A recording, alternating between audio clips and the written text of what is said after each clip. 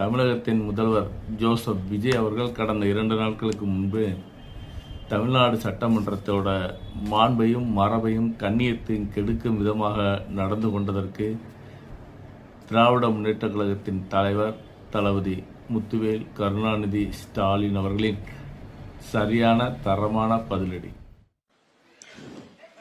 எங்கே காணோம், உங்க அப்பாவை காணோம், இதை சொல்லி இருக்கிறார். அப்பா அங்க தேடாதீங்க, மக்கள் மனசுல பதிந்து இருக்கிறான். அது போல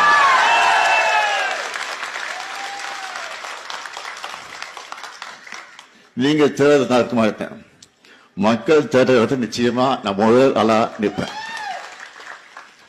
சட்டமன்றத்தில் நான் இருந்தாலும் இல்லாவிட்டாலும் இன்னைக்கு நான் மக்கள் மன்றத்தில் இருக்கிறேன் என்பதை மாத்திரம் எனக்கு எழுதியிருக்கிறேன். மகளிருக்கு கலைஞர் உரிமை தொகையாக மாதம் 1000 ரூபாய் வழங்கப்படும் கையெழுத்து போட்டிருப்பான். அங்க ஸ்டாலின் இருப்பான்.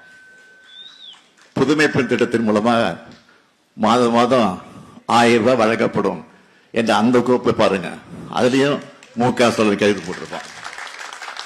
தமிழ் புதல்வன் திட்டம் 1000 ரூபாய், அதுல ஸ்டாலின் இருப்பான்.